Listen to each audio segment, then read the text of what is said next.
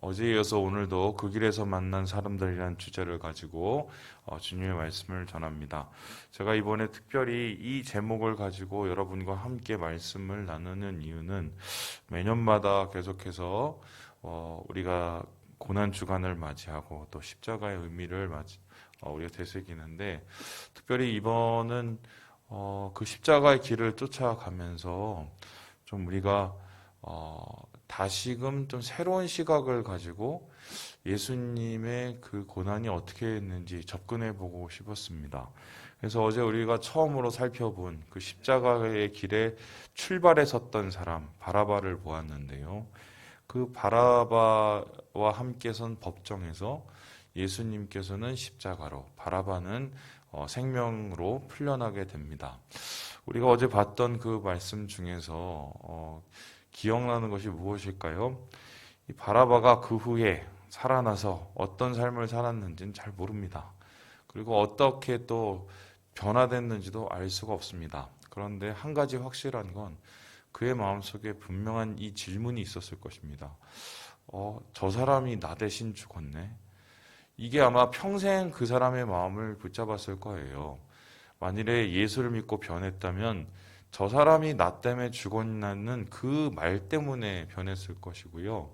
그리고 그 사람이 그렇게 변하지 않았더라도 예수님을 기억했을 때 나 때문에 대신 죽은 사람일 거예요. 우리가 예수님의 십자가를 생각하면서 나 때문에, 나를 대신해서 이런 마음으로 주님의 십자가를 묵상하면 좀 더 다른 의미가 우리에게 새겨질 것이 분명합니다. 주님이 나를 대신해서 나 때문에 죽으셨다. 오늘 그렇게 해서 두 번째 또 사람을 만나보는데요. 그것은 예수님과 함께 그 십자가의 길을 걷고 심지어는 십자가를 대신 지기까지 했던 구레네 사람 시몬입니다. 예루살렘에 가면 비아 돌로로사라는 길이 있습니다. 이 비아 돌로로사라는 뜻이 뭐냐면 고통의 길이에요. 고난의 길. 그래서 예수님이 빌라도의 법정으로부터 이제 그 골고다 언덕에 이르기까지 그 가는 길을 이렇게 가상으로 추적해서 만든 곳이 있는데요. 이 곳에는 예수님이 넘어졌던 곳, 또 어떤 여인이 얼굴을 닦아줬던 곳, 이런 이 포인트가 있어요. 그 포인트가 그 지점이 총 14개가 있는데요. 이 14개 지점 중에 다섯 번째 지점이 어디냐? 바로 여기입니다. 여기에 보면은 비아돌로사의 다섯 초소인데요. 저 그림에 글씨가 잘 보이시는지 모르겠지만 저기 뭐라고 써 있냐면요. 시몬 키레네라고 써 있어요. 그러니까 구레네 시몬이 예수님을 대신해서 십자가를 진 그 지점을 대충 어느 정도 이미지를 만들어서 만든 이 포인트예요. 그런데 저기는 특별히 저렇게 문을 열고 들어갈 수 있는 작은 공간이 있습니다. 그곳에 들어가면 다음과 같은 것이 있는데요. 바로 예수님을 대신해서 십자가를 뒤에서 받쳐서 들고 있는 지금 이 한 사람이 보입니다. 그것이 오늘 우리가 살펴보려고 하는 구레네 시몬이라는 사람입니다. 우리 함께 23장 26절 말씀을 한번 다시 볼게요. 같이 읽겠습니다. 시작.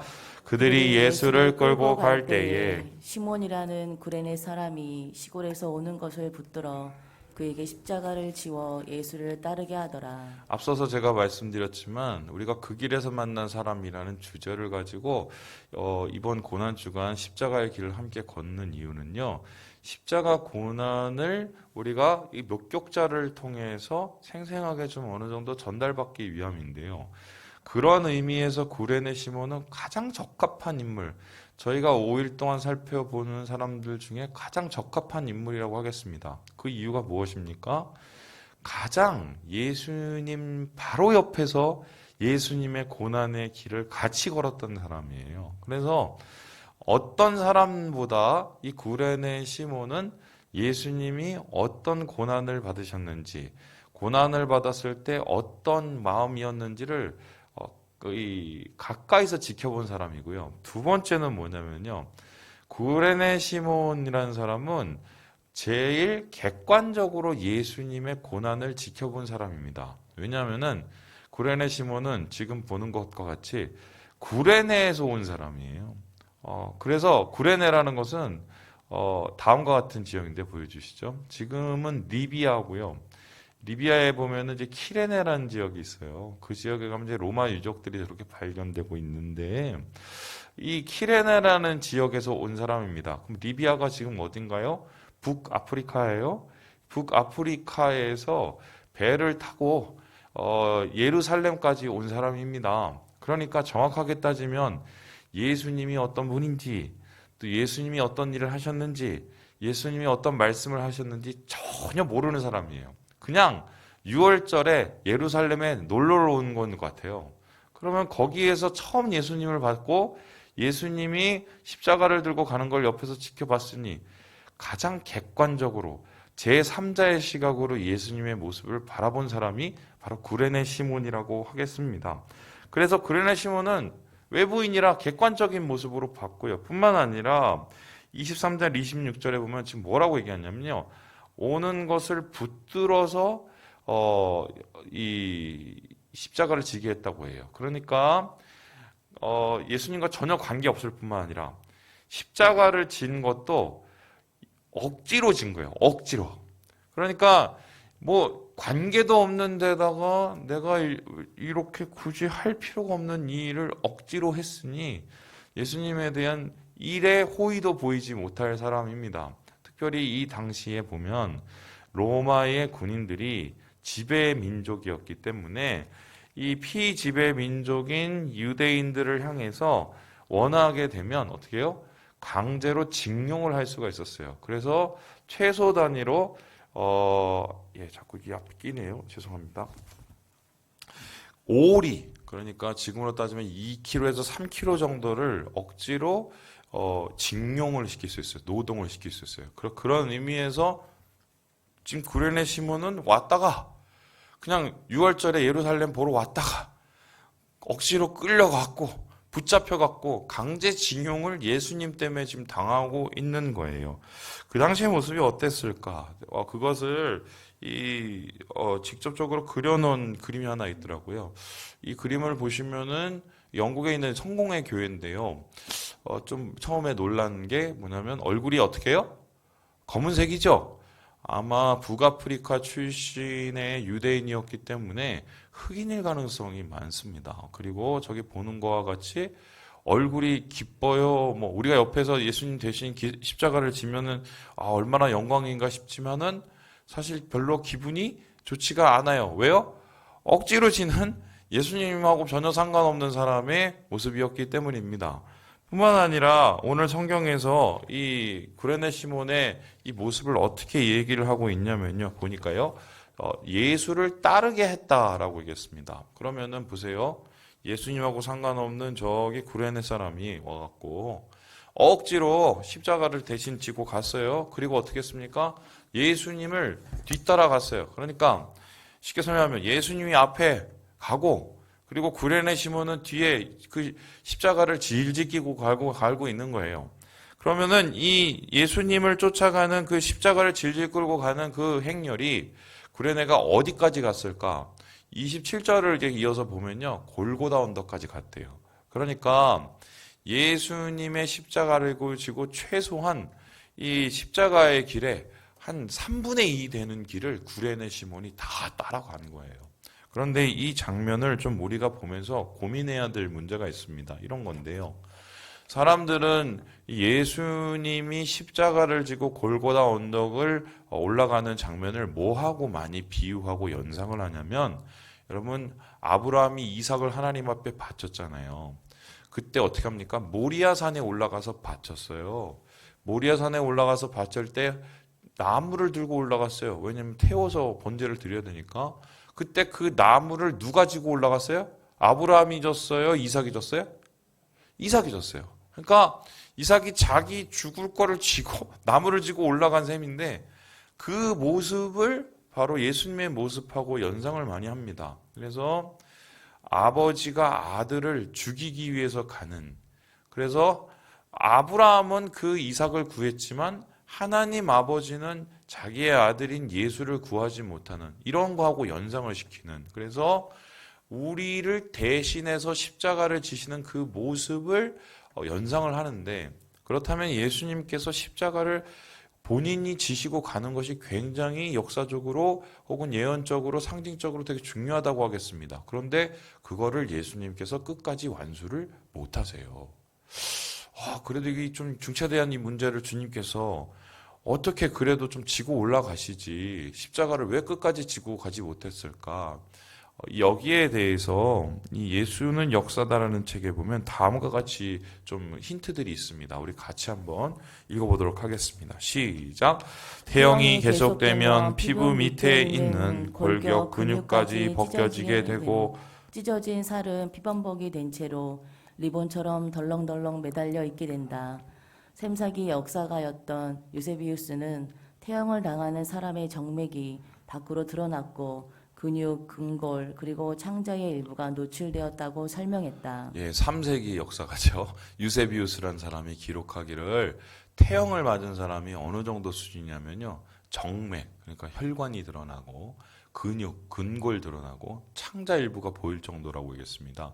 이 태형이라는 것은 뭐냐면은 이 채찍을 가지고 머리부터 발끝까지 얻어 터지는 거예요.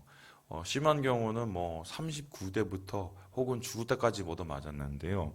왜 이렇게 속에 있는 내장 기관까지 다 드러날 수밖에 없는가? 이 당시 태형으로 사용되었던 이 로마 군인의 형벌용 채찍을 보면은 그 이유를 찾을 수가 있겠습니다. 저게 보면은 뭐 흰 게 다닥다닥 붙었는데 이게 동물의 뼈입니다. 그러니까 동물의 뼈를 저렇게 꼬아갖고 채찍에다 달았고요. 저 끝에 이제 보이실 줄 모르겠지만 갈고리 같은 게 보이죠. 이게 한마디로 쇠로 만든 것인데, 그러니까 소위 말해서 잘못 걸리면은 이 살을 다 뜯어내는 상황이었어요. 저거를 머리부터 발끝까지 예수님이 얻어맞았어요. 피투성이었겠죠. 그러니까 이미 몸에서 빠져나갈 수 있는 뭐 이런 여러 가지의 물들, 땀, 피 다 나간 거예요. 탈수 증세가 오시요. 그리고 예수님께서 겟세마네 기도를 드리시면서 이미 잠을 한 번도 못 자셨기 때문에 거의 날밤을 새면서 얻어맞으신 거예요.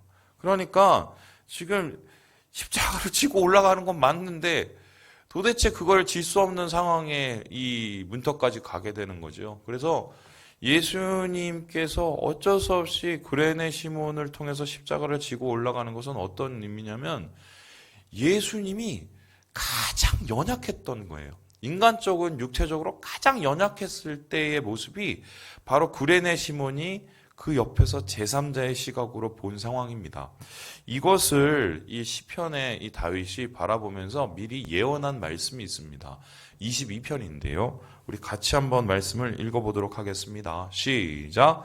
나는 벌레요 사람이 아니라 사람의 비방거리요 백성의 조성거리니이다. 나는 물같이 쏟아졌으며 내 모든 뼈는 어그러졌으며 내 마음은 밀랍 같아서 내 속에서 녹았으며. 이 다윗이 예언적인 시로 쓴 말씀인데 십자가 고난을 뜻하는 시라고 많이 알려져 있습니다. 그런데 그 당시의 모습을 다윗이 마음속에 새기면서 미리 어떻게 해요? 벌레 취급을 받았다. 비료한거리와 조롱거리가 되었다라고 얘기하면서 내 육신이 물같이 다 쏟아져 버리고 모든 뼈가 어그러졌다. 바로 예수님께서 십자가에 오르시기 전에 얻어맞았던 그 태형과 십자가를 올라가는 길에서 예수님께서 받으신 모든 조롱을 그대로 상징하고 있는 것이라고 하겠습니다. 그러니까요. 구레네 시몬은 상관도 없는 사람이지만 예수님의 가장 가까이서 봤는데 그 가장 가까이에서 보았던 예수님의 모습은 예수님이 가장 사람의 모습으로 연약했을 때예요. 여러분 사람의 모습으로 가장 연약했을 때 사람은 어떻게 됩니까? 본색이 드러나요. 인격적으로 훌륭한 사람도 본색이 드러나요. 그래서 저 사람 저런 사람은 아니었는데 할 정도의 마음에 있는 쓴물이 드러날 때가 있어요.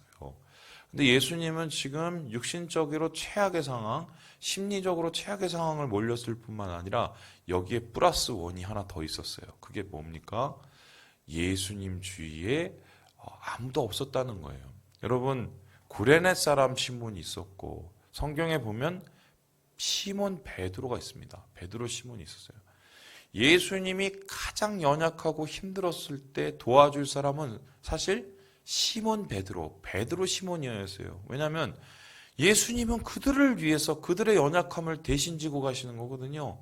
그런데 정작 예수님이 가장 힘들 때, 예수님이 가장 괴로울 때, 예수님이 가장 약할 때는 아무도 없었어요. 오죽하면 예수님하고 전혀 상관이 없는 이 북아프리카에서 온 흑인 한 명이 이걸 들고 올라갈 수준. 예수님이 느꼈을 그 정서적인 심리적인 그 외로움의 정도가 어느 정도였을까?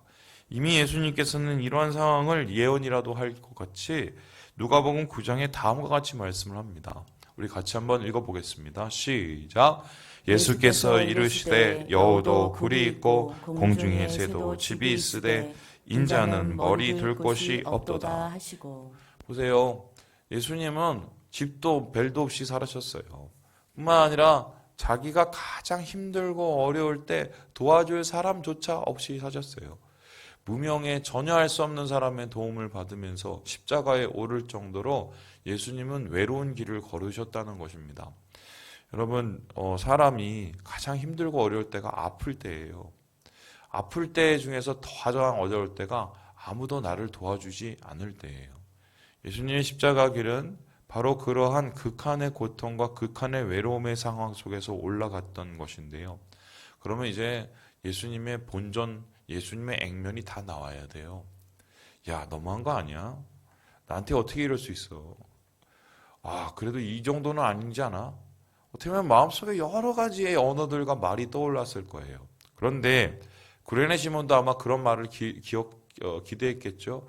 야, 저렇게 힘든데 저렇게 아무도 없는데 이 사람은 도대체 어떻게 산 거야? 근데 그렇게 예수님께서 올라가실 때 아무 말도 하지 않으셨어요. 그리고는 골고다 언덕에 올라가셔서 십자가에 매달리실 때 예수님이 하신 말씀이 바로 이것이었습니다. 우리 함께 34절의 말씀을 같이 한번 읽어보도록 합니다. 시작. 이에 예수께서 이르시되 아버지 저들을 사하여 주옵소서. 자기들이 하는 것을 알지 못함이니이다 하시더라. 우리는 힘들면 누구 탓, 누구 욕, 그리고 누구 괴로우면 일들에 대한 나의 이런 것들을 책임을 전가하는 것들이 너무 익숙합니다. 근데 예수님은 가장 외로우셨을 때, 가장 연약하셨을 때 그 자신의 중심을 버리지 않으셨어요. 그리고 어떻게 해요? 예수님의 입에서 쏟아진 말은 불평과 원망, 누구를 향한 분노의 말이 아니라요. 용서의 말이었어요.